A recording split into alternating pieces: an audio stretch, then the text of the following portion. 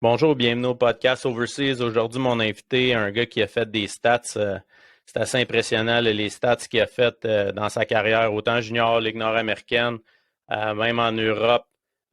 Quelqu'un qu'on va sûrement apprendre qu'il y a un petit développement tardif là, côté justement stats, puis tout ça, il y a un déclic à quelque part. J'ai hâte de savoir c'est quand. Mais Marco Charpentier, bienvenue au podcast.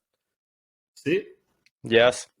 Fait qu'on va commencer du début un peu, là. Dans le fond, c'est parce qu'on s'est vu, ton gars, je pense qu'il est Pee-Wee 3 relève présentement.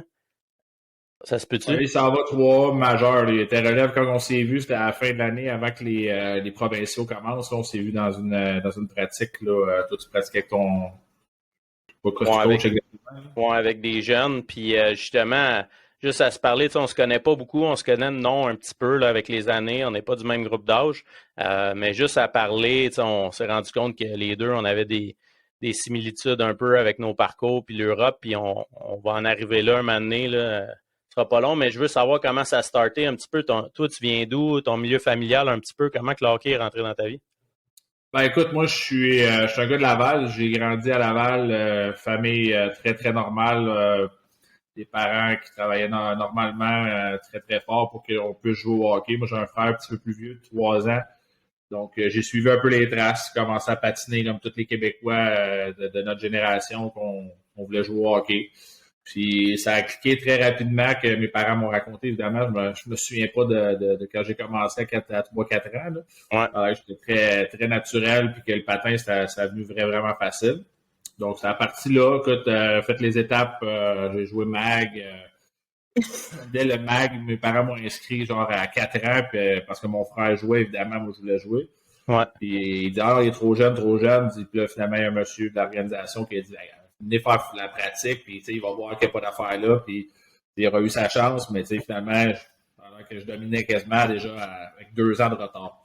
OK. Ça a commencé un peu comme ça, qu'on a vu que j'avais quand même un talent. Puis je suis allé, moi, ça a commencé novice, novice 2A à l'époque, il y avait ça dans mon temps. OK. Moi, novice 2A, ma première année. J'ai fait novice 2A. La deuxième année, ils ont décidé d'enlever le double lettre dans le novice pour faire plus de développement ou quoi que ce soit. OK. Donc, là, j'étais un petit peu trop fort. Donc, j'ai été surclassé. Donc, ça a commencé là qu'on a vu un petit déclic que j'avais des bonnes habiletés.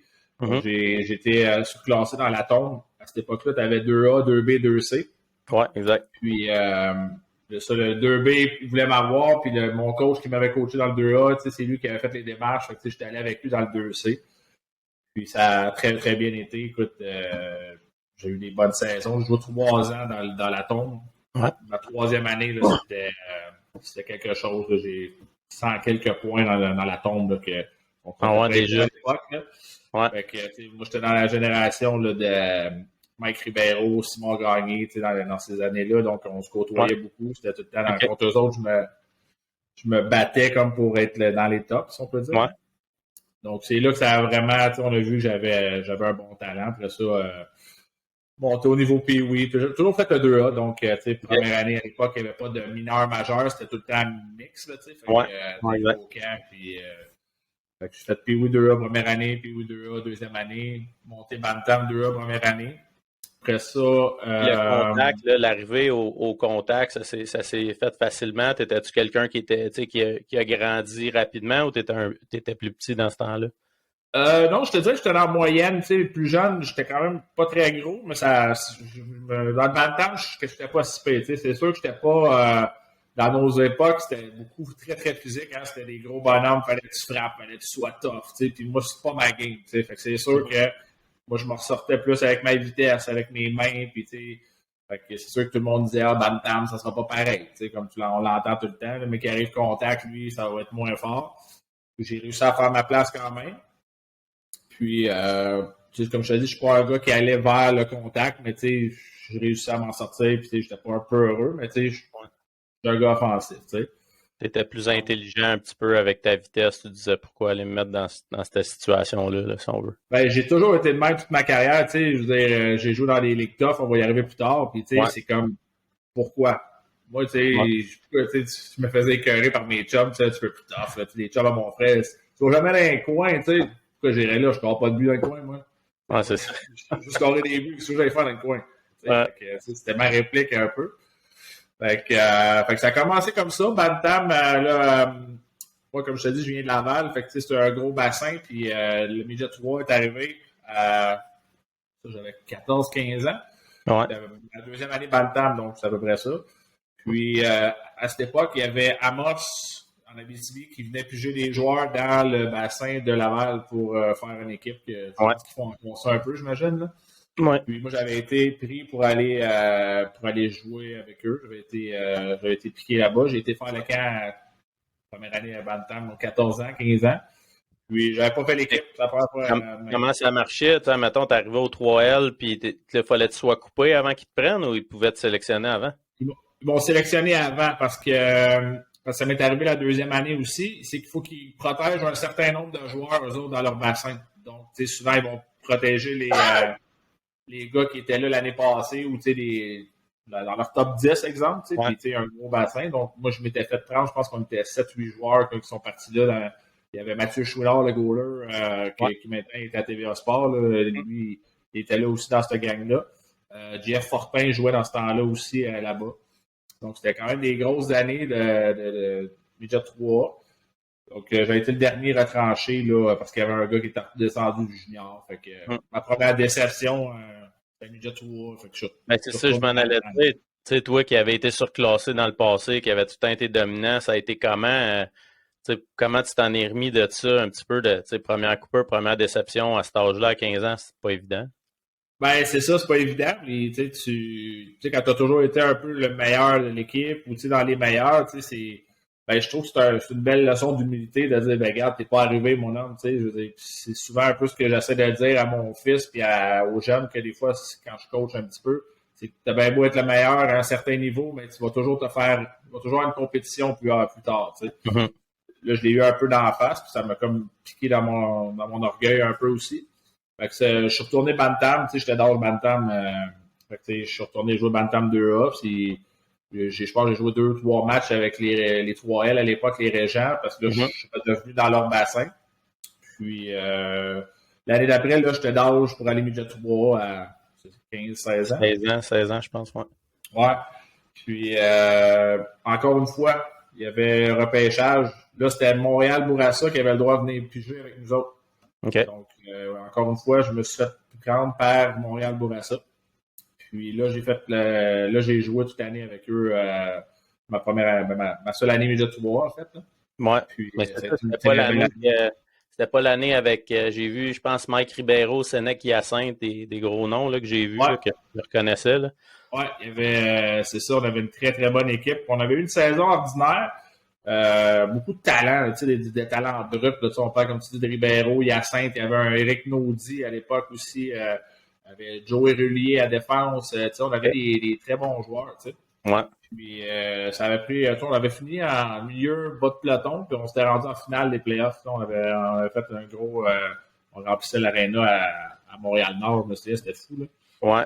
Puis ça de jouer avec un gars comme Mike.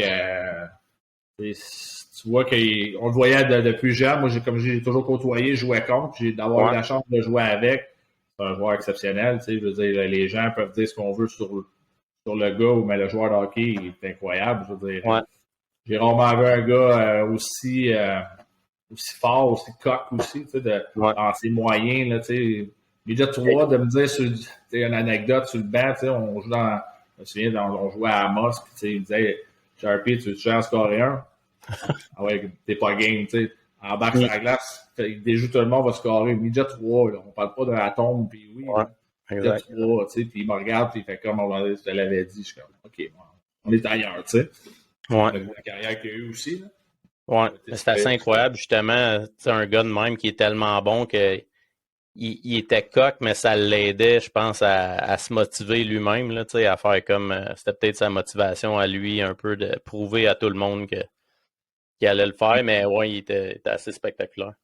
Ben, c'est ça. Souvent, il y en a qui vont dire qu'il était coq, puis comme si ça l'a aidé, tu sais. Puis un peu plus tard dans ma carrière, moi, je l'ai été un peu aussi parce que justement, tu crées une arrogance, tu deviens encore plus confiant en tes moyens, puis ça dégage l'air coq ou arrogant, à mêler comme tu veux. Mais quand tu crois tellement en toi, Mais ça dégage ça, puis ça paraît sur la glace aussi. Tu sais, les gars qui sont souvent très confiants, très extravertis, souvent, ça paraît dans leur jeu. Ben, c'est un petit peu ça que Martin Saint-Louis essaie d'apporter à Montréal, là, quand ils disent tout le temps le swag. Là, les gars en entrevue à la fin de l'année ils parlaient tout le temps du swagger, mais c'est un petit peu ça, c'est le cockiness, la confiance. Ça fait en sorte que ta tête et ton corps fait en sorte que tu penses que tu es encore meilleur puis tu deviens meilleur. C'est un mindset, hein, comme tu dis. Si dans ta tête, tu dis à soir, c'est sûr, j'en score 2. C'est sûr que ça n'arrivera peut-être pas, mais tu es dans un mindset que, dans ta tête, il n'y a aucune chance que je score pas. Ben, souvent, ça arrivait. Je veux dire, même chose, j'ai joué junior, on arrive à mon junior, ben, parenthèse au pire, Simon Gagné, j'ai eu la chance de jouer avec Simon aussi. Puis, ben, c'est ça, avec les remparts, Mathieu Chouinard, Simon Gagné, des gros noms. Simon, à un moment donné aussi, m'avait dit ça, on arrivait pour embarquer avant d'embarquer, puis tu scores ça à soir. C'est sûr, je score. Je me souviens, ça m'avait comme fait.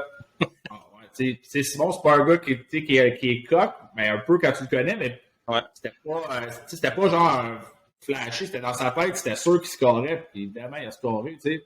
Là, ça m'a comme resté par après, j'étais comme, le gars, il croit en lui, ça paraît dans son jeu, tu sais.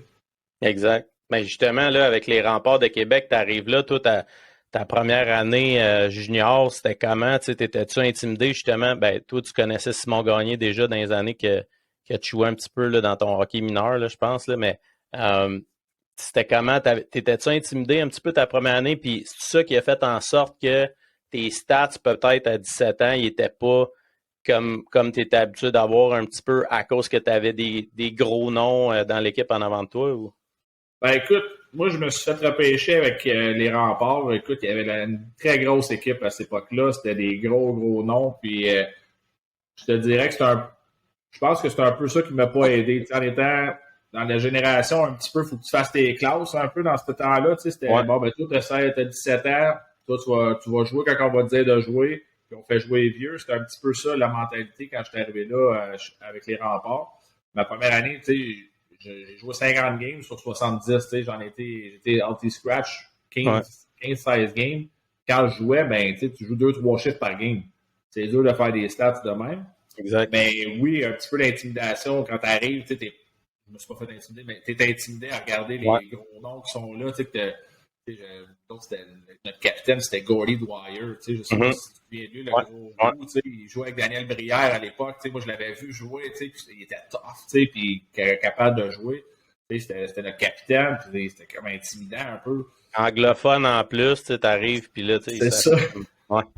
Exact. C'est ça, t'es anglophone. T'es comme toi, des petits culs qui arrivent de Laval. T'arrives d'un gros marché comme Québec en plus. C'est une grosse machine, les remparts. Là, je veux dire, pour avoir joué après dans un plus petit marché, tu vois qu'il y a quand même une différence. Là. C'est pour ça un peu les stats. Ça a été décevant parce qu'évidemment, c'était mon année de draft. Fait que, à 17 ans, c'est ta première année junior. C'est ça qui est tough quand tu n'as pas joué à 16 ans. C'est ta première année. Si tu pognes un coach qui ne te donne pas de glace, mais tu ne peux pas te démarquer. C'est pas des excuses. Je suis bien correct avec ça. Ça a été mon parcours. Puis, pour ça que je pense que j'ai 4 buts cette année-là. Mais tu parles de coach, c'était qui justement qui était là avec les remparts dans ce temps-là? C'était Guy Chouinard. OK. Un vieux de la ouais, c'était la vieille époque. Il faisait jouer beaucoup. On avait des bons jeunes aussi. Les jeunes, tu avais des gars de mon âge. Il y avait Simon Gagné, Éric Chouinard, Jérôme Marois. C'est des gars, tous des choix de première ronde aussi. Je veux dire, moi, j'étais un choix de troisième ronde.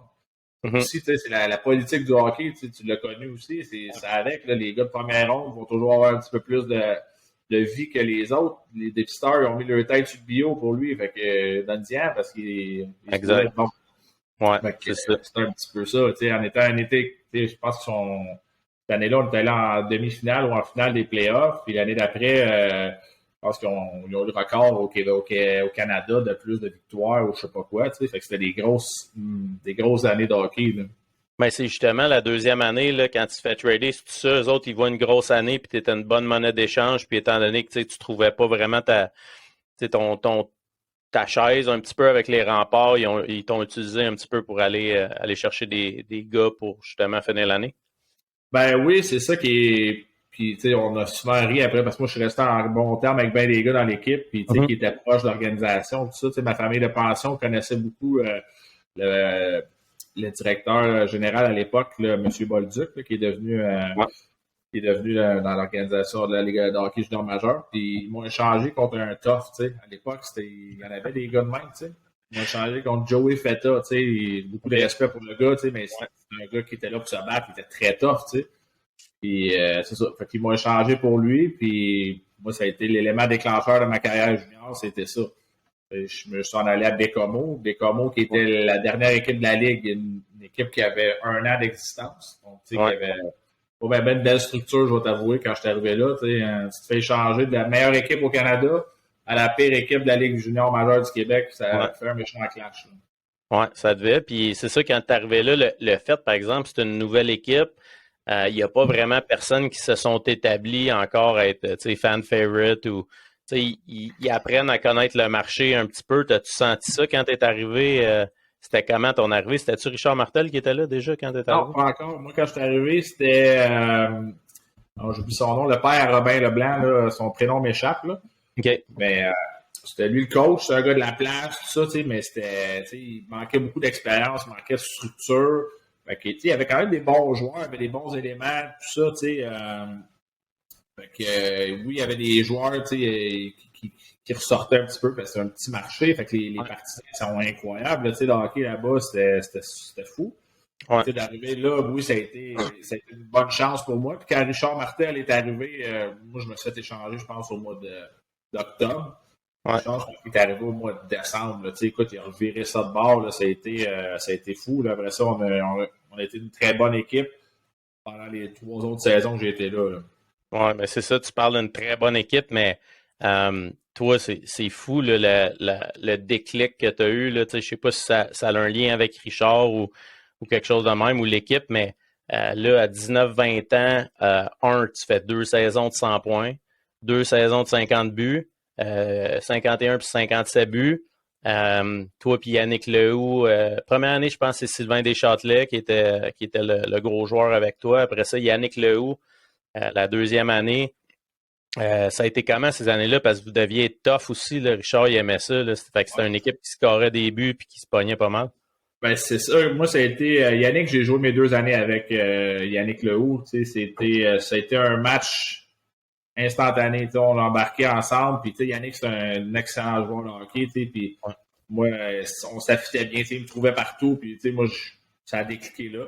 Sylvain jouait avec nous autres des Châtelet, c'était notre left-winger à cette époque-là, lui avait 20 ans, puis on a eu une saison incroyable, puis justement, Richard a amené justement une culture, très tough, puis il était très dur, Richard, là, il y en a qui l'aiment, il y en a qui l'aiment pas, pour moi, ça a été bon. Il était. Moi, j'étais un gars qui il savait me piquer, puis je répondais à ça. Il y en a que ça fait pas. Moi, ça a fonctionné. Puis il m'a donné. J'avais sa confiance aussi. Il m'en donnait. Tu le sais, si t'as pas de glace, si t'as pas la confiance de ton coach, c'est dur de performer. Puis il me mettait à toutes les sauces. Écoute, je jouais en piqué, en power play, name it, là, j'en avais de la glace. Fait que, ça a paru aussi. Puis c'était intimidant de jouer à Bécomo. Fait que ça aussi, ça joue. Là. Tu sais que quand tu venais jouer à Bécomo, la petite glace, les partisans sont quasiment sur la glace. Là, tu sais comment c'est. Là. Ouais. Puis on avait des défenseurs tough. Fait que, les gars, on avait un peu plus d'espace. Un peu, on dirait qu'on prenait un pouce ou 2 tout le monde. Puis ça nous permettait d'avoir plus de vitesse puis de pouvoir s'exprimer offensivement. Oui, exact. Non, c'est vrai. Puis c'était vraiment...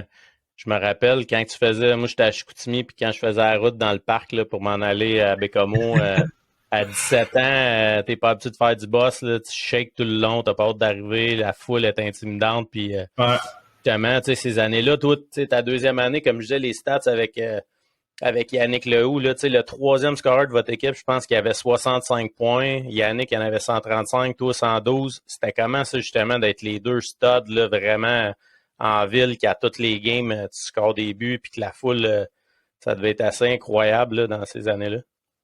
Honnêtement, c'est un feeling qui est. Tu sais, t'es un kid, là. Tu s'entend? T'as 18 ans, 19 ans, tu sais, t'es encore un kid, puis tout le monde te reconnaît, tout ça. Tu sais, pas adulé, mais d'une certaine façon, les gens, tu sais, comme tu dis, on était les deux qui scoraient beaucoup de buts. Fait que, tu sais, les gens nous connaissaient, tu sais. C'est le fun, tu sais, je veux dire, c'est comme à petite échelle de la Ligue nationale, tu sais, je veux dire, tu joues dans un petit marché, mais comme c'est pas gros. Là, on s'entend que tu vas au centre d'achat, tu sais, tout le monde savait on était qui. On n'haïssait pas ça, tu sais, c'est clair, là. On était, c'est là que tu deviens un peu coq, tu sais, je veux dire, les gens disent, ah, les joueurs de hockey sont coqs, mais ça vient avec un peu à cause de ça, tu sais, c'est comme, ça nous monte un peu à la tête d'une certaine façon, mais en même temps, on répond aussi, tu sais, je veux dire, Exact. Le gars de quatrième ligne qui fait pas beaucoup de points, ben, il est peut-être moins reconnu que lui qui en faisait plus ou le tough qui se pogne à tous les soirs. Ouais.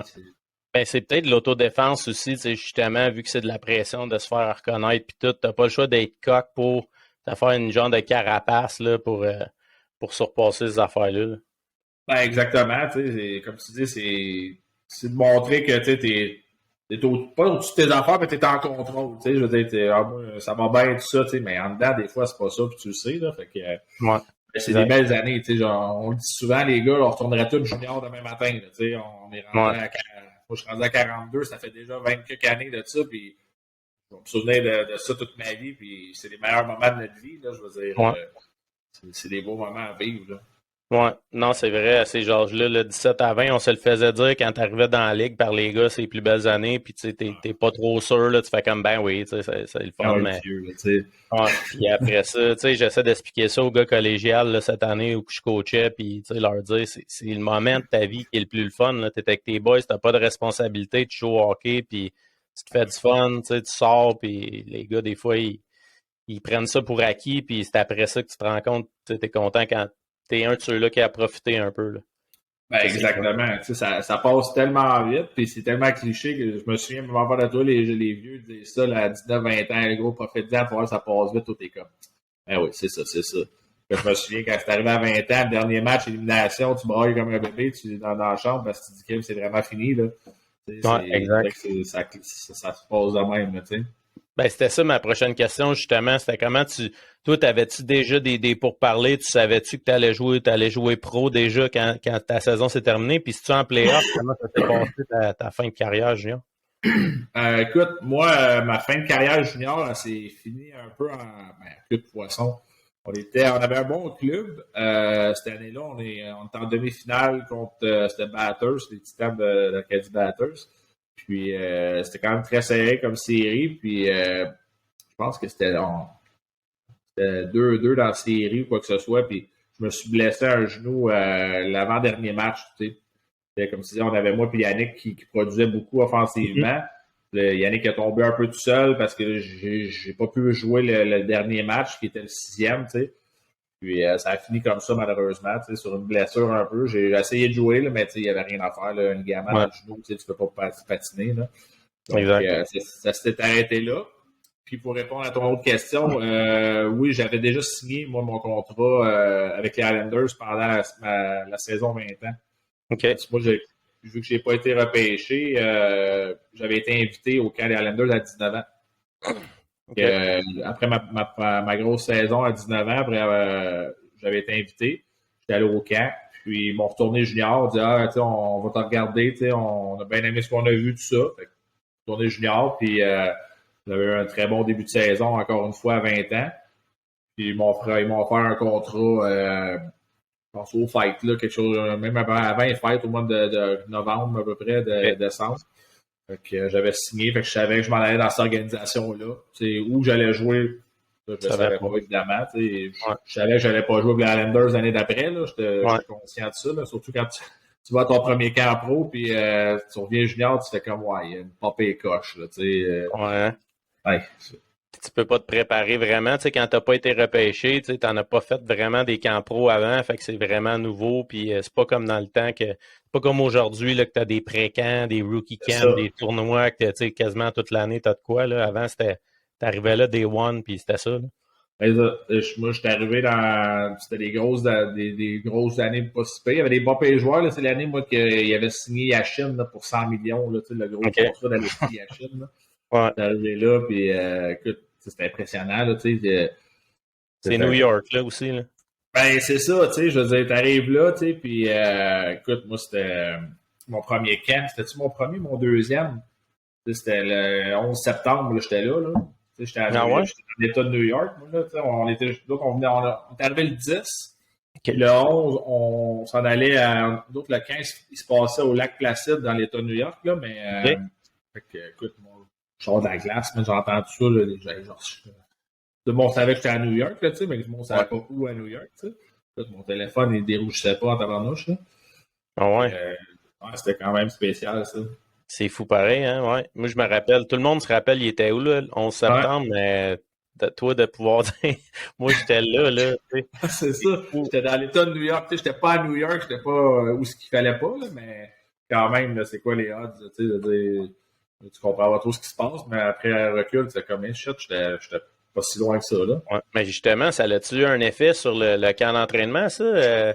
Comment qu'ils ont, tu sais, c'était-tu business as usual, là, tu sais, après que ça soit arrivé, ou? Ouais, mais comme je te dis, vu que nous, on n'était pas vraiment dans New York, on était partis, tu sais, Lac Placide, c'est peut-être à 1 heure ou 2 de New York, tu sais, fait que c'est là qu'ils faisaient leur camp, tu sais, où il y a eu les Olympiques, là, 80, je pense, là. Ouais. C'est extraordinaire, là. Moi, les 2 camps qu'on a fait, c'était là, tu sais, on se rejoignait à Long Island, puis après ça, on partait de là-bas. Okay. Puis, c'est super beau, là. C'est un beau setup, les Olympiques, fait qu'ils sont bien installés, là, mais non, ça n'a pas affecté, là, le lendemain, c'était business as usual. Sur les Américains étaient très choqués, mais tu sais, moi, j'étais jeune, mon anglais était correct, fait que tu sais, je comprenais pas trop ce qui se passait jusqu'à temps que j'arrive à l'hôtel puis que je voyais à la TV, là. Donc, mais à ce moment-là, non plus, on savait pas l'impact que ça allait être, puis on savait pas trop c'était quoi, là, fait que c'est peut-être pas c'était ça. Ouais. Avant qu'on se rende justement à tes années à Bridgeport puis Trenton, là, Richard Martel, t'as-tu une petite anecdote sur lui? Parce que c'est sûr que t'en as une ou deux. Là. Des anecdotes sur Richard, on pourrait en avoir jusqu'à demain matin. Tu sais, c'est tellement un personnage. Tu sais, je veux dire, tu sais, avec le recul aujourd'hui, je le sais que c'était tout stagé. Là. Tu sais, je veux dire, il est tellement intelligent d'une certaine façon. Tu sais, je veux dire, tout était calculé. Là. Nous, on pensait, là, il rentrait dans la chambre, mon gars, là, c'était. Tu voyais ton chandail de même parce que c'est soit que tu riais ou tu avais peur, tu sais, parce que tu savais pas ce qu'il allait faire. Hein, soit la serviette d'en face, le chandail, tous les gars, ils avaient leur truc. Oh, ouais. Puis là, tu sais, t'as toujours un gars qu'il faut pas que tu ailles rise contact avec parce que sinon c'est terminé, t'éclates, tu sais. Moi, c'était. C'est drôle que tu dises ça parce que c'était la même affaire dans chaque chambre parce que nous autres à Chicoutimi, c'était la même affaire. Des harnais, il mettait sa serviette. Ouais, je l'ai eu. Puis il mettait sa serviette d'en face, puis il disait on pouvait pas se regarder ou. Il y a des gars qu'on savait parce qu'on éclatait de rire à tous les fois. Tu vois les épaules, des fois des gars de même, tu sais, t'es comme il faut pas que je le regarde, lui, ça n'a pas de sens parce que tu sais, il va tomber sa tomate, tu sais. Ouais. Écoute, une anecdote, une qui je vais me souvenir toute ma vie, écoute, c'est drôle en même temps que c'est comme un peu. Tu sais, comment il était, tu sais. D'autres, à Bécamo, il y avait une table au milieu, tu sais. Ouais. Puis là, il se promenait, puis il faisait ça, tu sais, il s'est simagré à l'entour, puis là, on en jouait pas bonne, évidemment, tu sais, puis là, il est pas content, il a la veine dans le front, là, tu sais, là, puis les yeux de même, comme tu le sais, là, puis là, d'achti, puis là, il est en ligne, mon gars, tu sais, une caisse de lait, mais remplie de bouteilles d'eau, là. Ouais. Elle est à terre, tu sais, puis il s'en l'enligne, là, mais sur un moyen temps, là. Elle est pleine, les bouteilles sont toutes pleines. Là. Lui, d'après moi, il pense qu'ils sont vides et que ça va voler. Hey, la bouteille, là, ils n'ont jamais bougé. Là. Hey, il s'en vient, là, il t'arrive, il pogne un élan, là, 2-3 pas, puis il voulait la kicker, man. Elle n'a jamais bougé, man. Mais lui, il a continué son speech, moi, c'est sûr, il s'est cassé 2-3 orteils. Là. Il n'y avait pas des souliers à cap d'acier, là, il y avait ses petits souliers bien luisants. Là. Exact. Et maintenant, il continue à faire, orgueilleux comme mine, tu sais. Il continue à faire son speech, mon gars, en boitant, man. Écoute, là, tout le monde est comme. Là, tu vois les épaules à tout le monde de même, mais là, tu peux pas faire un son, man, c'est terminé, là, tu vas te tomber, là. Ouais, c'est clair. Et toi, tu vas en avoir une coupe, toi, avec, là. Ouais, Richard, il était. Moi, tu sais, comme tu disais, là, des fois, il est capable de te piquer à la bonne place, puis comme tu dis, il y en a que ça l'écrase, puis moi, c'était juste comme. Ça venait chercher, tu sais, comme de la haine en dedans de moi, puis j'étais comme, hey, là, je vais lui montrer, tu sais, puis. C'était un peu ça, on parlait d'arrogance, puis c'était comme, je vais aller la mettre dedans next shift, puis tu sais, ça donnait que c'était ça, puis tu sais, comme tu dis, c'était un plan qu'il avait, là, lui, tu sais. Ah ouais? Ben, ce qui est dommage, c'est que, tu sais, il faisait ça souvent presque tout le monde, mais ça faisait pas le même effet sur tout le monde, tu sais. Moi, mon meilleur chum, Yannick Lehoux, il était sur son dos beaucoup, puis ça fonctionnait pas avec Yann, tu sais, mais il s'ajustait pas. Tu sais, ça j'ai trouvé, tu sais, avec le recul, tu sais, aujourd'hui, avec la maturité qu'on a, on est comme crime. C'était pas correct, tu sais, ce qu'il faisait, tu sais, d'une certaine façon. Moi, ça m'a aidé, toi aussi, clairement. Mais tu sais, à un moment donné, tu peux plus, tu sais, aujourd'hui, tu peux pas faire ça, là. C'est tout ce qu'il disait, tout ce qu'il faisait aujourd'hui, tu es en Ouais. prison. Ah non, c'est clair. Mais c'est toute leur génération, là. C'est pas une personne en particulier, là. Non, mais c'est ça, tu sais, on entend des histoires de gauche à droite, tu sais, je veux dire, tu repenses à ça aujourd'hui, là, tu te dis, crime, ça n'a aucun bon sens, ce qu'ils nous faisaient faire à cette époque-là. Je veux dire, on était des kids, là.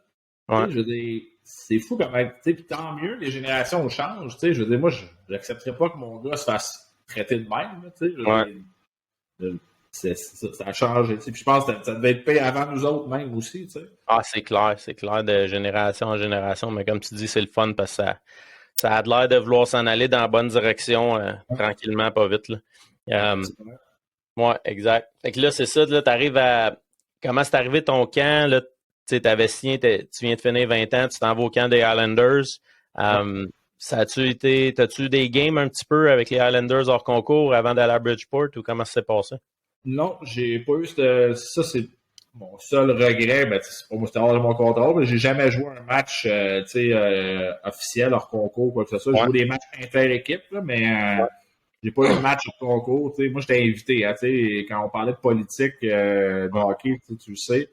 Fait que, puis en plus, à cette époque-là, le contrat que tu as aussi joue en considération. Moi, à cette époque-là, je pense plus que ça existe des contrats de même. Moi, c'était un three-way que j'avais. Là. OK.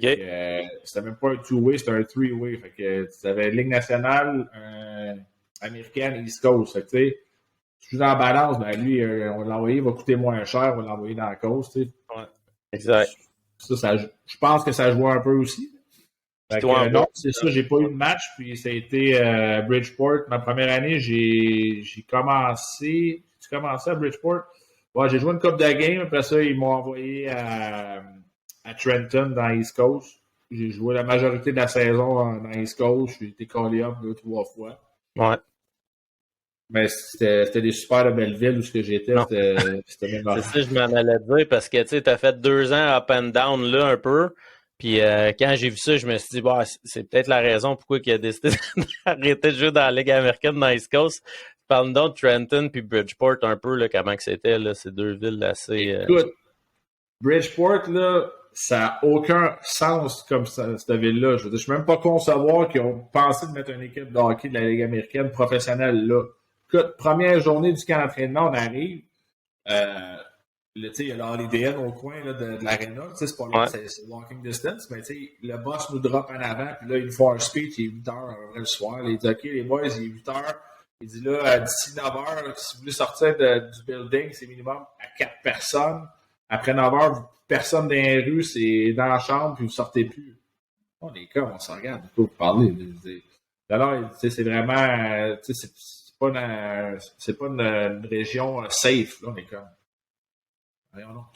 On rentre dans l'hôtel, je te dis, même, comme dans les films, là, tu regardes par la fenêtre, là, toutes les boutiques sont toutes barricadées avec des graffitis partout. Les poubelles en feu, même avec 3-4 personnes alentour qui chantent, puis tout ça. T'es comme dans les films, man. Je suis comme, je suis dans le Bronx, man. C'est quoi ça? Hey, écoute, ça n'avait aucun sens. Là, tous les joueurs restaient genre à 15-20 minutes de là. Il n'y a personne qui vivait dans cette ville-là. Tout le monde allait dans une ville extérieure pour vivre. Écoute, ma deuxième année, commence la saison, j'ai passé 3 mois à l'hôtel. Dans cet hôtel-là. Ben, je voulais mourir, là, ça n'a pas de rapport. Là. Jusqu'à temps que Nastradine, Alain Nastradine, qui coach Lester à New Jersey maintenant. New Jersey, ouais.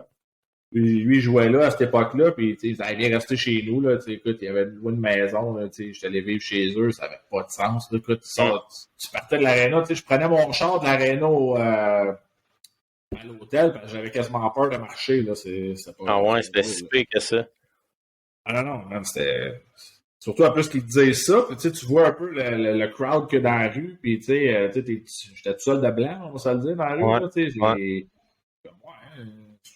Là, t'es plus chez vous, c'est pas ta langue, tu sais pas trop la culture un peu. Fait que exactement, c'était épeurant, je veux dire, surtout que comme tu dis, c'est pas ta langue, tu penses que tu parles anglais jusqu'à temps que tu arrives là, puis tu es obligé de parler en anglais, tu vois que ton anglais, il est pas à point encore, là.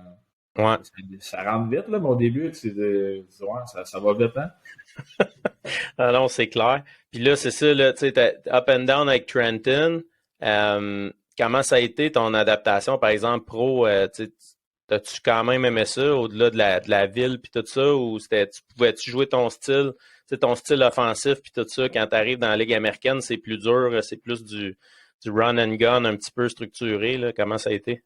Ben, je te dirais que dans la Ligue américaine, encore une fois, ça me faisait penser à ma première année junior. Tu sais, je jouais pas ou j'avais pas de glace. Puis quand je jouais avec deux toughs. Là, tu sais, il y avait Eric Goddard, tu sais, qui a joué dans la Ligue nationale, qui se Ouais. pognait. Puis c'était Belak à l'autre bord, là, un autre tough. Là, tu sais. Ouais. Mais son frère à Wade Belak Graham, Okay. là, c'est un tough aussi. Puis mettons au centre, tu sais, je jouais au centre, tu sais. Puis c'était comme dump it in, puis il reste turn man high, puis les gars, ils partaient comme des malades, ils se pognaient, ton chiffre était fait. Parce que les autres, ils ont vu que tu as joué avec Bécomo dans des années que ça se pognait, fait qu'ils ont fait, tu partais, c'est le parfait à mettre là. Il est tough, il est capable. Ouais. Écoute, non, c'est pas... Fait que ça a été un peu plus dur, mais après ça, dans la cause, c'est l'adaptation aussi. Tu sais, t'as 20 ans, tu joues avec des hommes, il y en a des gars de 30 ans là-dedans. Ouais. Surtout dans ces années-là, là, il y en a moins un petit peu, mais dans ces années-là, il y en avait beaucoup là, qui faisaient ça. C'est ça. Exact. Tu arrives là, ça paraît juste physiquement. Tu n'es pas encore développé comme les gars de 25, 26, 27. Là. À 20 ans, tu es encore un kid là, de côté shape. Fait que ça a pris une petite adaptation, mais ça a quand même relativement bien été.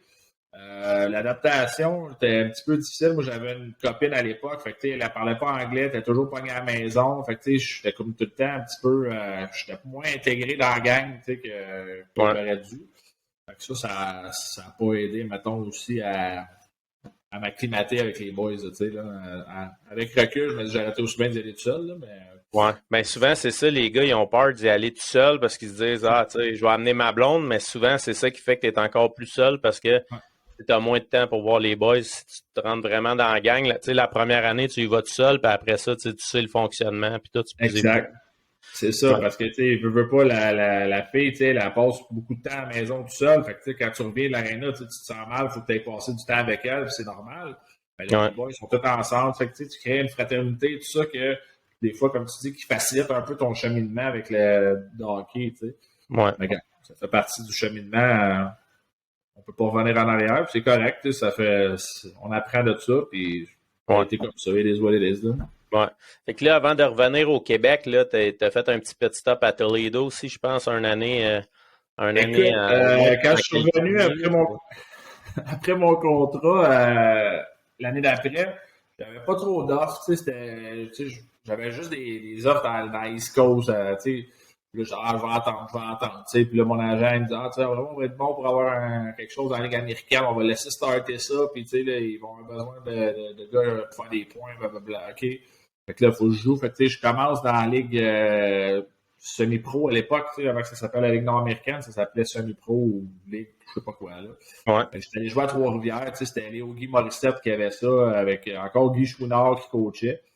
Puis c'était une nouvelle équipe. Fait que, tu sais, il payait bien, là, si on s'entend. Ouais. Arrivé là, puis écoute, c'était très tough à cette époque-là, cette ligue-là, tu sais. Puis nous autres, on n'était pas tough pendant tout, on mangeait des marlopes, mon gars, là, on se faisait abuser.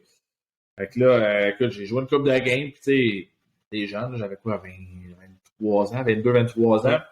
Tu sais, ils payent en argent, puis tout ça, t'es comme, wow, tu sais, je fais plus d'argent là que j'en faisais l'année passée ou presque, tu sais, puis t'es en cash. Fait que là, attends, là, finalement, là, tu penses à ta carrière, tu crimes, j'ai juste 22 ans, là, si je veux monter, il faut que je sais là, tu sais, puis là, Toledo m'appelle, tu sais, je sais pas c'est où Toledo, moi, tu sais, je check sur la map, là, c'est pas trop loin, là, Michigan, là, c'est sur le bord de Détroit, puis OK, on va y aller.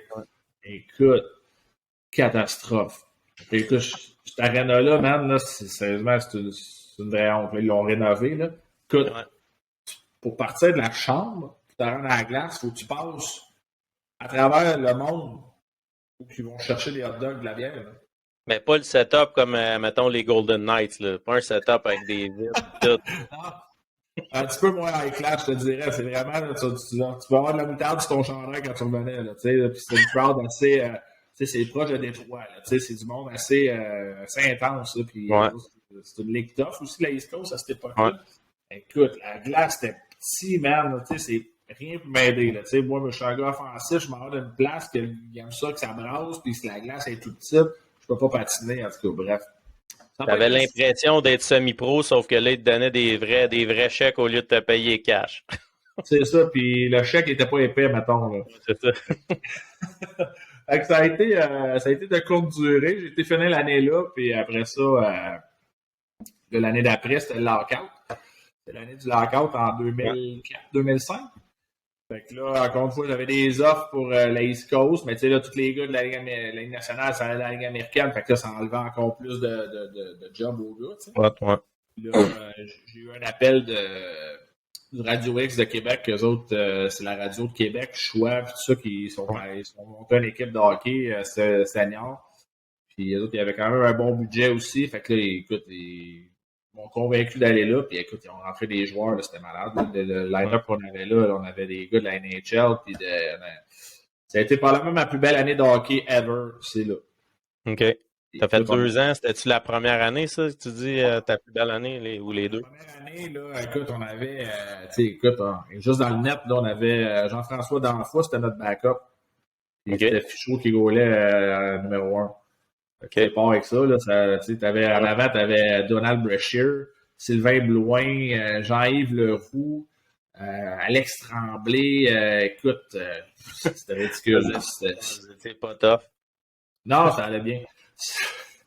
Alex Tremblay, c'est lui qui avait joué à Batters, ça?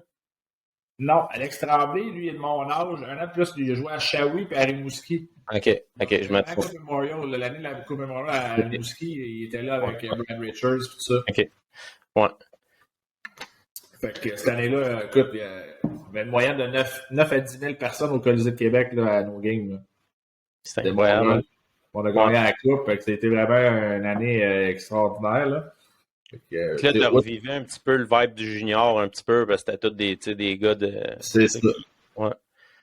C'est ça, c'était la vibe du junior, mais comme plus professionnel, parce que les gars étaient plus vieux. Fait que tu avais le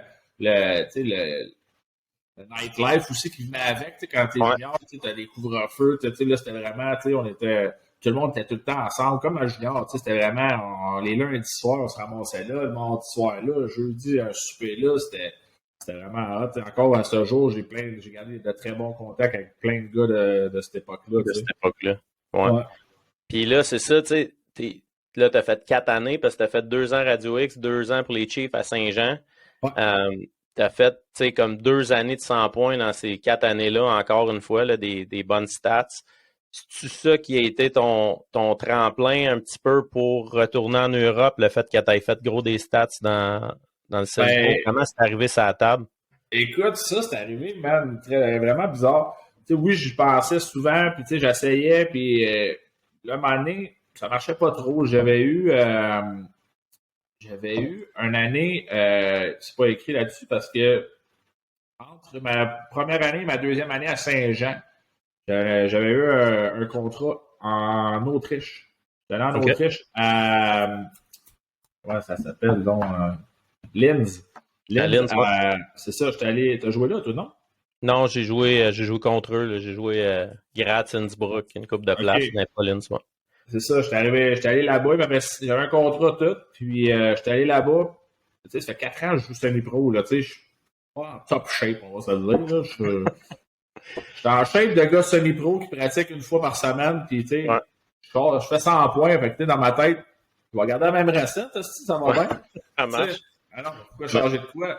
Là, t'arrives là, les Européens, tu le sais, là, sont en shape, puis c'est comme, là, ils me regardent arriver là, un bon 10 livres, c'est pas plus de trop, tu sais. Tu sais, dans ma tête, je vais continuer à faire ce que je fais, tu sais. Ça va moyennement bien, mettons, mon camp, tu sais, je veux dire, justement, parce que l'adaptation européenne, tout ça. Fait que là, bref, Saint-Jean, ils m'appellent et ils me font un offre que je peux pas refuser. Fait que je retourne à Saint-Jean. Fait que je suis retourné là. Puis cette année-là, il y a un gars à qui on jouait, Éric Lecomte. Je sais pas si tu connais. Ouais. Éric Lecomte, lui, il avait joué en Europe, en Suisse pendant des années, puis il avait été très bon, des très bonnes saisons. Là, il jouait avec sur sa ligne, puis tu sais, il dit, Kim, qu'est-ce que tu fais ici? Toi, t'as 26 ans, même, tu joues, t'es ben trop fort pour jouer ici. Tu vas-t'en en Europe, man, tu vas faire des belles saisons. Ben, j'aimerais bien ça, tu sais, j'explique que ça marche pas, tu sais. il était un peu, man, il dit, tout ce que j'ai joué l'année passée, qui était Langenthal, une ville en Suisse, il dit, lui, il a joué là, puis c'était comme, il était rendu une légende quasiment là-bas, tu sais. Ouais. Un de ses bons chums, il est devenu le GM de cette Ok. équipe-là. Puis il dit, hey, il dit, gros, il dit, je vais lui parler de toi, puis tout ça. Puis je dis, oh, ouais, ben oui, tu vas lui parler de moi. Voir qu'il va dire, ben oui, je vais signer un gars que tu m'as parlé. Ben, crée-les pas. Le gars, il est descendu au Québec, il est venu me voir jouer. Ah Il est ouais. venu à deux. Lui, il parlait de moi, il dit, fais-moi confiance, ça te le prend, blablabla. Le gars, il est venu au Québec en vacances en même temps, il est venu me voir. Puis il m'a signé. Il m'a vu jouer, il m'a fait signer mon contrat, mon premier contrat en Suisse. OK. Donc, je suis parti là en 2007, 2008. 2008. 2008, ouais. 2008, 2009. C'est ça, j'ai 28 ans, tu sais, fait que... Là, tu as eu du temps un peu pour te mettre en shape, j'imagine. Là. Ouais, là, j'ai compris, tu sais, fait que là, j'étais arrivé là en forme, tout ça. Puis, écoute, j'arrive là, puis là, ça part pas si pire, mais pendant l'été, ils ont changé de coach, ils ont signé un coach, puis là, tout le monde me dit, hey, man, c'est un malade mental qui s'en va là. C'était Kevin Ryan, le coach, qui s'appelle. Okay. C'est un Canadien, mais tu sais, un genre de Richard Martel un peu, mais en Europe, tu sais. Ben, lui, il tripe ses gars, ses grinders, tu sais, des gars qui frappent. En Suisse, là, t'as deux étrangers par équipe. Mais lui, il voulait des étrangers, là, tu sais, des Canadiens là, de l'Ouest, tu sais, là, des gros bonhommes qui frappent. Écoute, après 4, 5, 6 games, il me rencontre, il me dit écoute, t'es un méchant bon joueur, il dit, mais ça marchera pas avec moi. Ça va marcher dans la ligue, tu vas avoir une belle carrière, mais ça marchera pas. Dis-moi, je cherche des gars qui frappent et qui brassent puis tout ça. Je suis comme, non, man, tu me niaises. C'est ma première année en Europe. Ma blonde de l'époque était enceinte. On s'en allait là-bas, tout était setupé. Puis, tu me niaises. Là. Fait que là, je venais un autre étranger et man, je scratch puis tout. Justement, Alex Tremblay, que je te parlais, que j'ai joué avec à Québec, on a gagné la Coupe. Lui, il joue à Lausanne, dans la même ligue. Il dit, hey, il m'appelle, hey, gros, on a besoin d'un autre étranger, le nôtre, puis Lausanne, c'est la grosse équipe en Suisse B, gros budget, les autres, ils aspirent toujours à monter dans les gars. Fait que, il dit, ça tenterait-tu? Je dis, ben, certain. Fait que là, son coach m'appelle, tout ça, il dit, OK, parfait, il dit, l'équipe où j'étais me release, je m'en vais finir la saison avec eux autres, avec Lausanne. Je m'en vais finir la saison avec eux autres, on gagne le championnat. Fait que, ça a mal parti, mais ça a bien fini. Fait que ça a été le fun. Ouais. Puis, ça a été une journée aussi assez exceptionnelle. Petite parenthèse, c'est que la journée, justement, que je t'ai dit, je suis arrivé là, ma blonde était enceinte.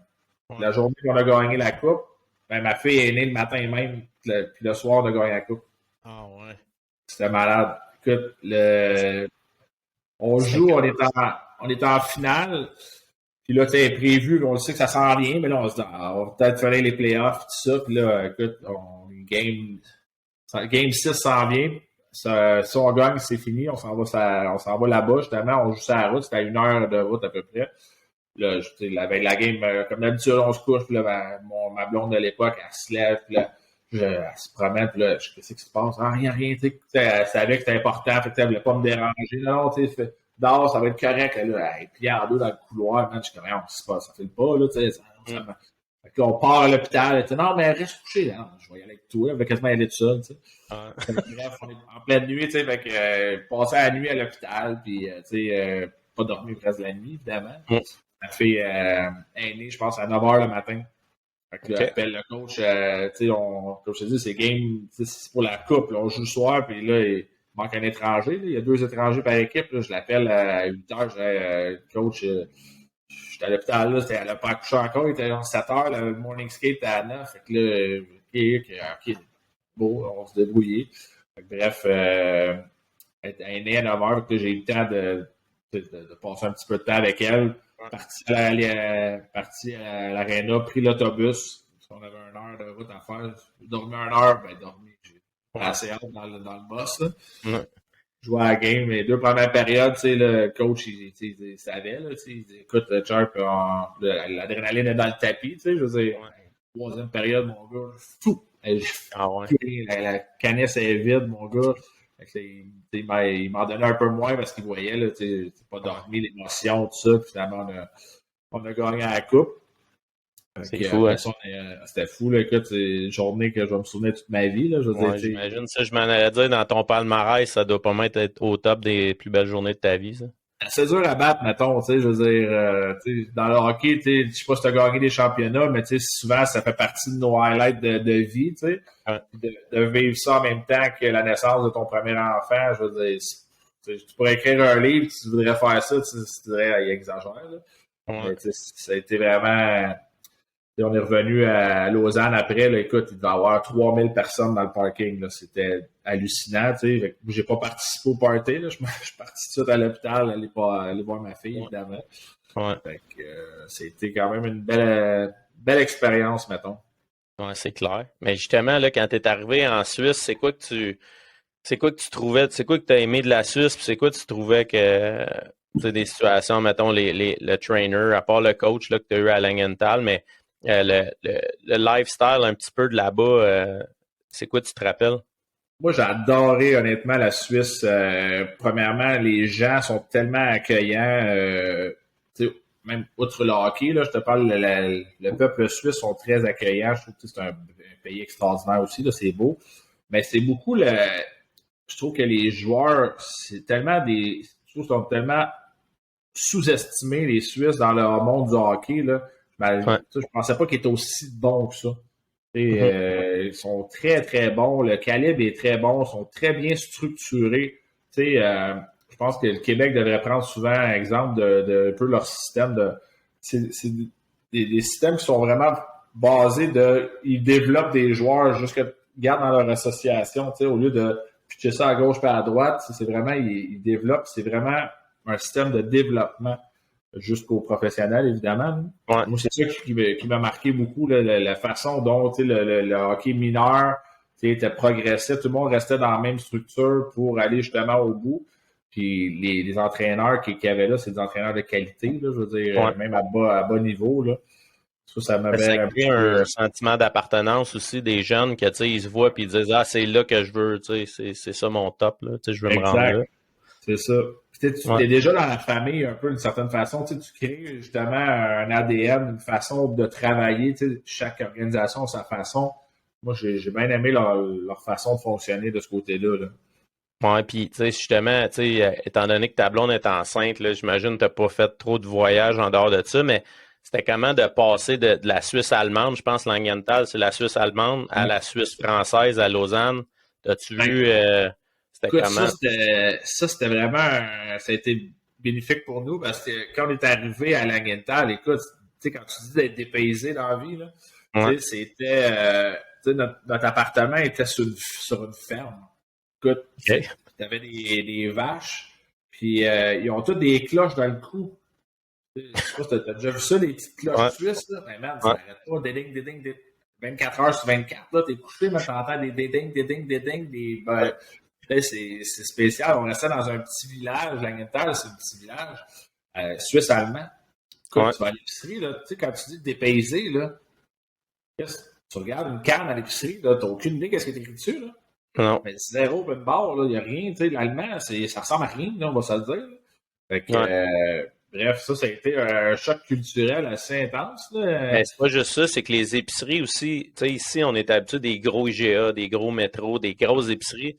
Puis tu arrives là-bas, puis leur logo, tu peux même pas savoir que c'est un épicerie, là, tu sais jamais. Tu rentres là, c'est tout petit, on dirait, tu sais, c'est les petites épiceries de quartier, là, un peu. Là, mais c'est ça, ton dépanneur, là, avec une section fruits et légumes. C'est l'épicerie. Ah, ben, OK, là, t'as 2-3 choses de viande, c'est comme, c'est spécial, là. Alors, c'est des paysans, puis en plus, c'est suisse-allemand, tu sais, fait que moi et ma blonde de l'époque, on s'est dit, ben, comme on a du temps, on va prendre des cours d'allemand. On allait prendre des cours d'allemand, mais c'était des cours d'allemand, et non des suisse-allemands. Fait que l'allemand qu'on apprenait, il y avait un slang, un dialecte différent. Fait que, écoute, on comprenait pas. C'était un crime. On prend des cours, puis le monde, tu sais, on a fini par comprendre, tu sais, que, tu sais, avec son genre juste, au lieu de dire drag, qui veut dire trois, autres, c'était dru. Ouais. C'est quoi ça, man? Mais on s'entend que ça ne ressemble pas pantoute comme son, là. Tu sais, quand tu le sais pas, au fil du temps, je l'ai appris, j'ai dit, OK, ben, là, je comprends. Tu sais, c'était comme, on a fait ça pas pour rien, on a appris des petites bases, là, mais tu sais, quand on a switché à Lausanne en français, ça a été là, la vie. Là, on était tellement heureux de ça. Là, c'était surtout en plus, l'accouchement s'est fait là, tout ça. Fait qu'au moins, puis à Lausanne, il y a quand même des Québécois aussi, justement, qui vont travailler là-bas, justement, dans les hôpitaux. Fait qu'on a croisé quelques-unes, c'était le fun. Là. Non, c'est clair. Puis là, c'est ça, là, il y a l'accouchement, tu viens de gagner ta coupe. C'est quoi qui fait que tu décides d'aller en Norvège après ça, cette année-là? C'est-tu un manque d'opportunité un peu en Suisse ou bien c'est un. Ça, tu sais, comment ça fonctionne en Europe, c'est que souvent les gars signent pendant la saison. Tu sais, pour l'année d'après, tu sais, souvent les gars, ils jouent, exemple, à Lausanne, vont signer à une autre place en plein milieu de la saison. Tu sais, ça arrive, c'est comme ça fonctionne. Ouais. Moi, en me faisant trader d'une certaine façon dans la saison, ben, tu sais, j'ai pas eu l'occasion, tu sais, de faire mes preuves avant, tu sais, j'étais nouveau en plus dans la ligue, fait que mon nom n'était pas fait. Fait que j'ai pas eu de contrat. Fait que là, j'étais comme fudge, tu sais, fait que là, mon agent de l'époque, tu sais, on commence à regarder des options, tout ça, puis il y avait plusieurs options, tu sais, il y avait la France, il y avait une couple de places comme ça, tu sais, puis mon agent il me dit, ben écoute, j'ai une place en Norvège, les pays scandinaves sont bien réputés quand même en Europe, tu sais, fait qu'il dit, tu sais, dans le fond, j'ai fait un step back côté monétaire, là, clairement, c'était pas payant pendant tout. Puis, mais tu sais, c'était une bonne saison. C'est pas grave, il te restait des enveloppes de Saint-Jean puis du Radio X. L'impôt va écouter ça, dis pas ça. Fait que, non, écoute, fait que j'étais allé là parce que justement, tu sais, là, j'étais craqué, j'étais là, tu sais, je vais leur montrer, tu sais. Fait que mon but, moi, c'était de retourner en Suisse, tu sais, parce que j'avais adoré ça, tu sais, c'est une ligue qui, tu sais, pour des gars comme moi, tu sais, qui n'avaient pas été draftés, tout ça, tu sais, qui n'a pas un background de ligue nationale, c'était la meilleure ligue pour moi, mon style de jeu, puis côté, c'est quand même bien rémunéré aussi, là. Fait que je voulais retourner là. Fait que je suis allé à Laurentides, ça s'appelait, c'était pas loin d'Oslo, fait que c'est quand même une ville qui était correcte. Puis ça a super bien été. J'ai eu une très, très bonne saison. Là. J'ai fini le premier buteur de la Ligue. Puis j'ai eu une très bonne saison. 35 buts, je pense. J'avais noté. 35 buts. Ça, 29. C'est une affaire de même. Fait que, ça m'avait fait un tremplin pour re-signer justement en Suisse. Après ça, j'ai re-signé à Chaux-de-Fonds, qui est dans la même ligue. Là, puis là, après ça, j'ai resté là une couple d'années. Là. Ouais, puis là, c'est ça, là, t'étais près d'Oslo, t'as-tu voyagé un petit peu? Comment t'as trouvé la Norvège? Puis, qu'est-ce que t'as trouvé cool là-bas? Y a-t-il des affaires qui est arrivées? Ou, j'imagine que ça devait être la petite vie familiale avec la petite là, qui était née. Ouais, c'est ça, elle était toute petite. Puis, ce qui était le fun, honnêtement, c'était vraiment spécial. C'est la façon que les contrats étaient montés là-bas pour question de taxation, tout ça. Après un certain temps que j'étais là, il fallait que je quitte le pays pendant 10 jours.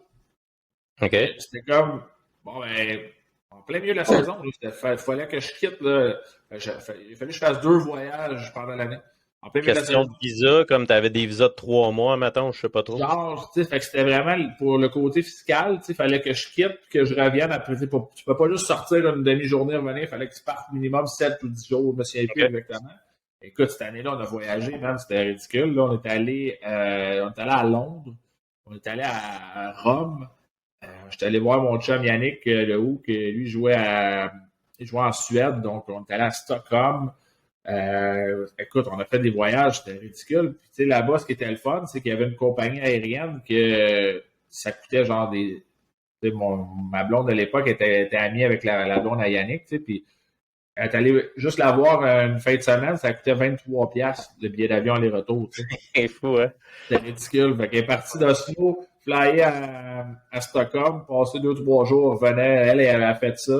Puis ça a été vraiment des belles années, là, une belle année. Puis justement, pour côté culturel, on a eu la chance, quand est-ce que tu peux voyager 2-3 voyages dans toute saison de hockey? Souvent, tu voyageais avant ou après, ou un petit peu dans la saison, mais là, cette année-là, on a visité pas mal. Ben non, c'est clair. Puis c'est ça qui est le fun quand tu es déjà là-bas. On dirait qu'un voyage, c'est pas comme un voyage quand tu pars du Québec, puis tu te sens pressé dans le temps, puis il faut voir ci, il faut voir ça. Là, on dirait que tu es comme juste, je m'en vais voir un de mes chums, puis tu n'as même pas conscience que tu es en voyage, là, si on veut. Exact. On est allé passer Noël justement avec Yannick et sa famille en Suède, je me souviens plus exactement de la ville qui était, tu sais, puis les parents sa femme était là, fait que on était comme, on a passé un Noël québécois en Suède, tu sais, je veux dire, c'est quand même pas banal quand tu y repenses par après, mais quand t'es dedans, c'est comme, c'est notre vie, c'est normal, tu sais, mais on est quand même très privilégiés d'avoir vécu ça, là, c'est hot, pareil, là, tu sais, comme la Suisse, nous autres, les fins de semaine, on avait toujours une journée de congé. Fait qu'on faisait toujours une ville pendant nos journées de congé. On allait visiter toutes les villes de la Suisse. Tu sais, la Suisse, c'est un petit pays. Là, bord en bord, ça prend 4 heures à traverser. Là. Fait que, tu sais, on allait toutes les voir. C'est hâte, pareil. Là. Ben, c'est ça, là, justement, tu parles de la Suisse, tu es retourné en Suisse, tu étais à Chaux-de-Fonds. Ouais. La Chaux-de-Fonds, ça s'appelle. J'ai jamais compris pourquoi ça s'appelait de même. Là. Mais y a-tu un lien? Je sais pas si Benoît Mondou il était là à Bécomo ta dernière année. Non, j'ai jamais joué avec Non, j'ai jamais joué avec Ben. Moi, Ben était là quand je suis arrivé en Suisse, puis Ben est arrivé à Bécomo après que je sois parti. On est 4 ans de différence. Fait que lui, quand il arrivait à 16, moi, j'avais fini. Okay. On a joué ensemble là-bas à la Chaux-de-Fonds. Ça a été mes meilleures années là-bas. J'ai joué là 2 ans, 2 ans, je crois. 2 ans. 2 ans. Ben, ça disait 2 ans là, sur les. Ouais, ben ça, j'avais un contrat j'avais signé un an. Quand je suis parti de la Norvège, j'ai signé un an là. Puis l'année après ça, il m'avait signé pour 2 ans. J'ai pas fini mon 2 ans. Donc, c'est une autre histoire. Écoute, vivre l'Europe, hein, c'est. Tu sais, surtout en Suisse B, il y a juste 2 étrangers par équipe. Fait que t'es sur le gun tout le temps. C'était ridicule. Là, en plus, t'es en français, ça, c'était le fun. Sauf que quand tu lis le journal, tu vois ce qu'ils disent un peu. Je pouvais comprendre un peu les joueurs du Canadien des fois, là, comment la pression pouvait être. Eux autres, c'était genre, bon, ben, Marco Charpentier, ça fait 127 minutes et 43 secondes qu'il n'a pas marqué. Ah ouais, c'est pire que ça. Hein? Ah man, c'était débile, là. T'es comme, hey man, ça fait 2 games, t'as pas scoré, là. T'es comme, hey, c'est fou, écrit dans le journal, fait que c'était fou, là. Fait que. C'est ça qui arrive en Ligue B, en Suisse. Souvent, t'es 2 étrangers, mais ils se fient sur toi pas mal pour faire les buts. Mais le fait que la Chaux-de-Fonds, là, ça soit comme, tu sais, c'est comme en hauteur un peu, là. C'est un petit village en haut, là. Tu sais, juste la route pour se rendre là, ça faisait comme une micro-société un peu. C'est pour ça que c'était si intense que ça, tu penses, ou pourquoi? Je pourrais pas te dire, moi, honnêtement, je remarquais pas ça, que la hauteur, mais tu sais, je l'ai pas senti, puis tout ça, j'ai pas senti l'effet de hauteur puis d'oxygène, tout ça, tu sais, il y en a qui disaient que ça pouvait jouer. Moi, je l'ai pas senti ça. Mais c'est quand même une ville de hockey très intense, puis écoute, pourquoi je suis parti, c'est ça, des fois, c'est comme un peu ingrat, le hockey, tu sais. J'avais eu ma meilleure saison en Suisse. J'avais fini, je pense, premier ou deuxième buteur de la Ligue. Puis, ils ont décidé de me remplacer par un autre joueur, un autre étranger. Ils ont racheté mon contrat. Puis, ils ont dit, on va aller dans une autre direction. Puis, tout ça, j'étais comme, sérieux? Tu sais, quand tu dis, t'as eu une mauvaise saison, tu te dis, Colin, ok, je la comprends. Mais là, écoute, j'avais scoré, je sais plus d'un nombre de buts, mais tu sais, j'avais fini dans les premiers buteurs de la Ligue, là, tu sais. J'étais comme, man, qu'est-ce que tu veux que je fasse de plus? Tu m'as engagé pour scorer des buts, j'en score. Fait que, bref. Fait que là, la façon que ça fonctionne là-bas, c'est que justement, eux, soit qu'ils te repayent ton contrat ou une autre équipe reprend ton contrat. Ouais. Fait que souvent, moi, ça a fini que ça a été Turgot qui a repris mon contrat. Ouais. Puis, j'étais allé jouer là. Turgot, c'était encore dans la Suisse allemande, ça, c'est ça? Ouais, ça se peut. Exactement. Fait que ça a été un autre. On retourne encore en Suisse allemande. C'était pas une puissance, admettons. Là. Fait que c'était pas été une super saison. Puis la façon que ça fonctionne en Suisse, je sais pas si c'est comme ça dans d'autres pays, c'est lorsque tu es statistiquement éliminé, les équipes, souvent, ils liquident leurs joueurs. Fait que les autres, ils savent qu'ils ne feront pas les playoffs. Fait que souvent, les étrangers, ben, ils vont les laisser aller à d'autres équipes. Puis eux autres, ils veulent justement, ils vont peut-être prendre un 3e étranger pour les playoffs pour être sûr d'aller chercher un étranger peut-être qu'ils se considèrent meilleur ou il y a eu une blessure, quoi que ce soit. Ouais. Fait que ça, c'est quand même le fun pour l'étranger. Ta saison continue parce qu'en février, la saison est finie, les autres, là, en Suisse. Là. Ah, ça j'ai été terminé à Martigny cette année-là, Suisse française. Fait que ça, c'était le fun. C'était à côté de la France. Ça, c'est Ça, tellement t'as dû beau. aimer ça, pour vrai, là, c'est vraiment une belle place, là, Martini. Vraiment. Ça, Parle-nous un j'aurais aimé peu, ça pour c'était comment?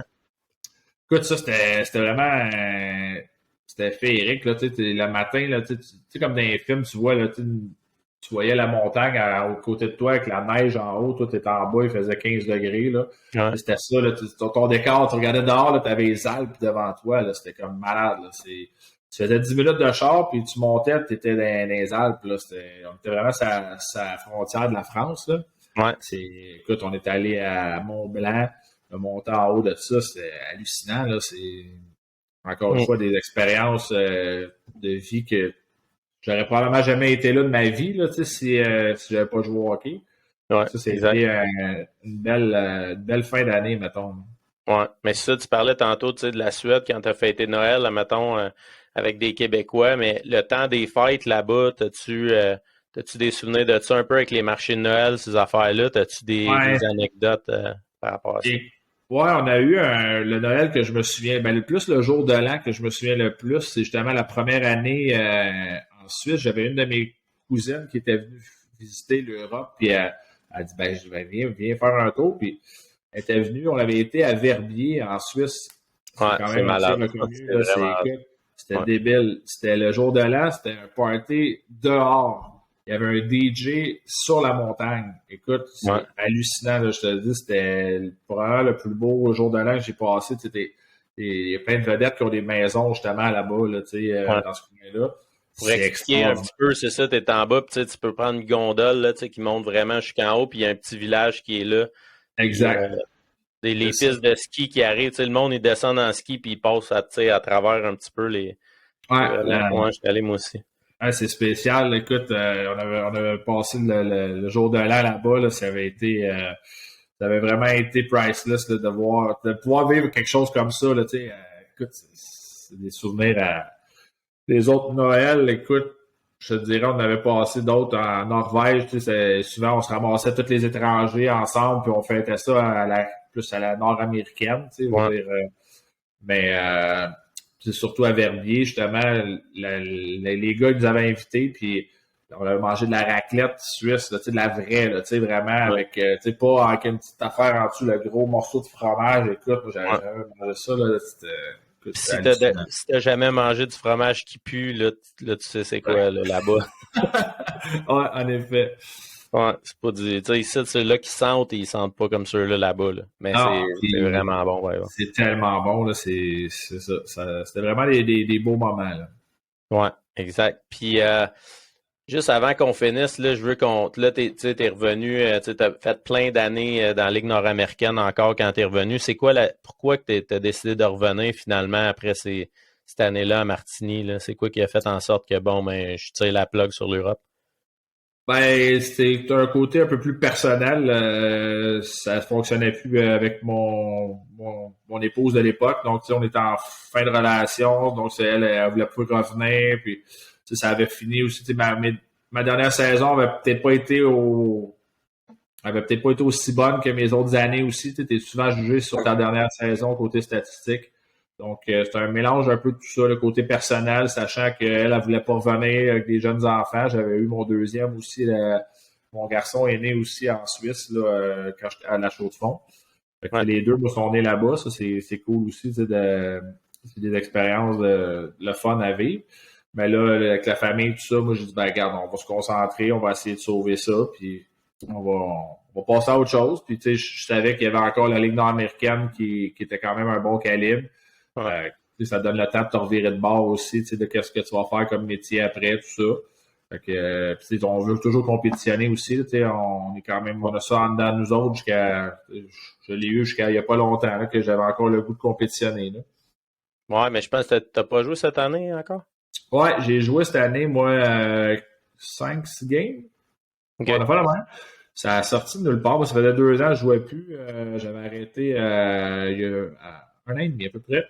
C'était terminé. Là. Moi, j'avais fait une croix là-dessus. Puis là, je m'étais remis en forme. J'ai réglé plein d'affaires personnelles dans ma vie. Puis ça allait beaucoup mieux ma vie. Puis on dirait que j'avais un sentiment à l'intérieur de moi ça avait mal fini un peu. J'avais fini ça plus en queue de poisson.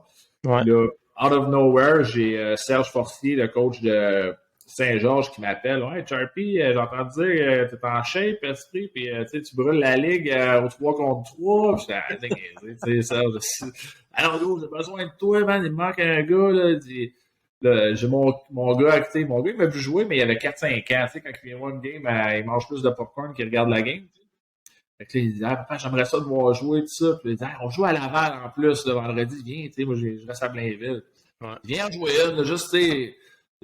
J'avais 699 points dans la Ligue nord-américaine, tu sais, fait que, tu viens faire ton 700, gros, là, puis après ça, on check ça. Il était préparé en esti, lui. Oui, il était prêt, tu sais, je l'avais dans ma tête, là, puis j'étais, on va y aller, on va l'essayer, rien à perdre. Puis le premier game, mon gars, je flyais, ça a genre 2 breakaways, j'ai fait ça avec 3 points, man, je suis pas capable, bonhomme. Je pensais que tu allais me dire, c'est pour ça que j'ai joué 6 games finalement, j'étais pas capable d'avoir mon 730e. Non, je l'ai réglé assez vite.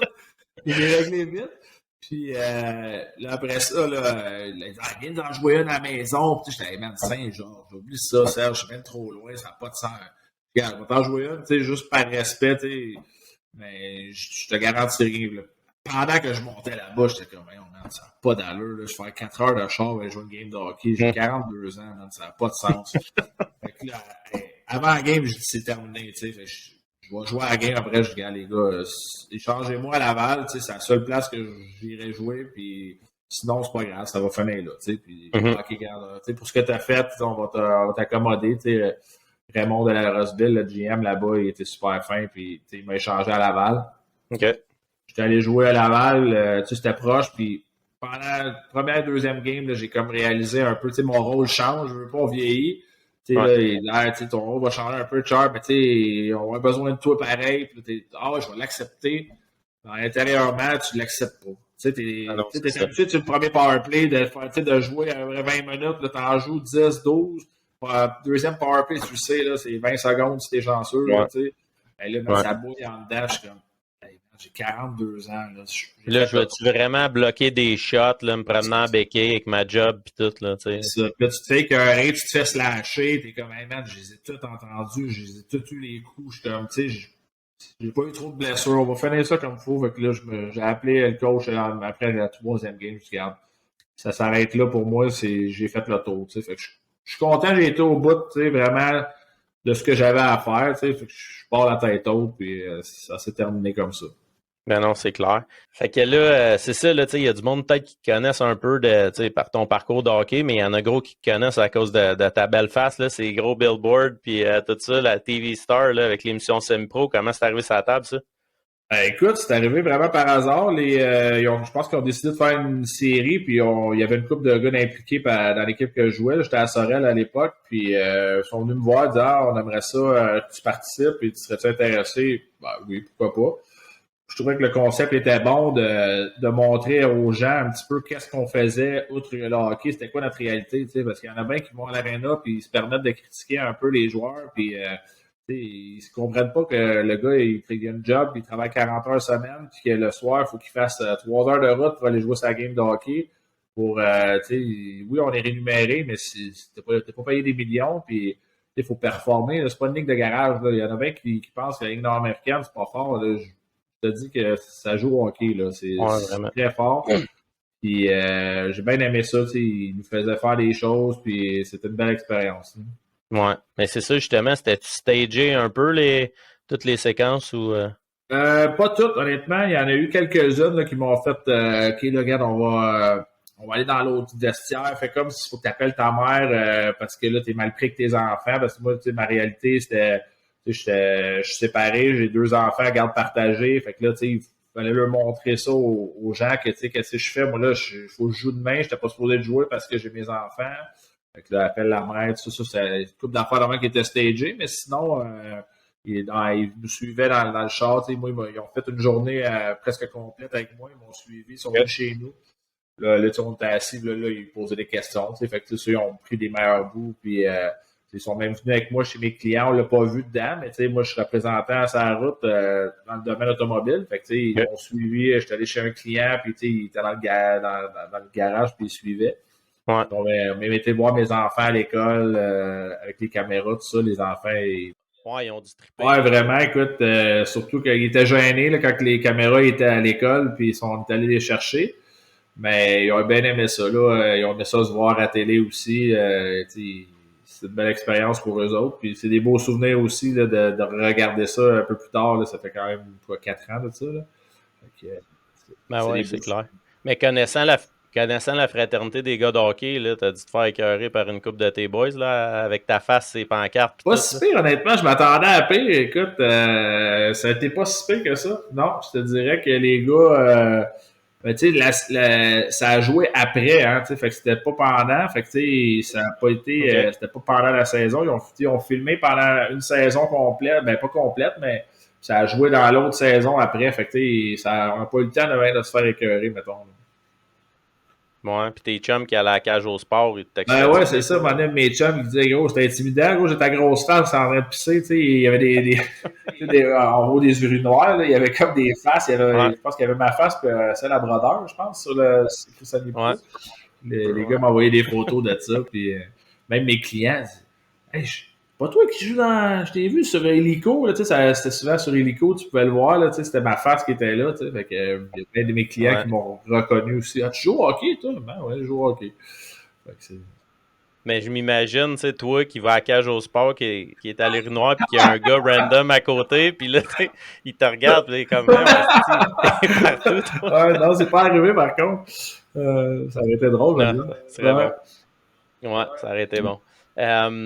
Fait que là, c'est ça, tu sais, honnêtement, merci beaucoup de ton temps, là, des saisons de 100 points, là, t'es accumulés, là, déjà un jeune âge, là, c'est pas tout le monde qui peut faire ça, c'est quand même fou tes stats, le nombre de buts, de passes à chaque année, tu sais, t'es un petit peu les deux, t'étais capable de faire les deux, c'est fou pareil ton parcours, puis je te souhaite juste qu'il n'y ait pas un GM Sempro qui t'appelle pour te dire ah ouais, donc là, ton 800e point. Non, je te confirme que ça n'arrivera pas. OK.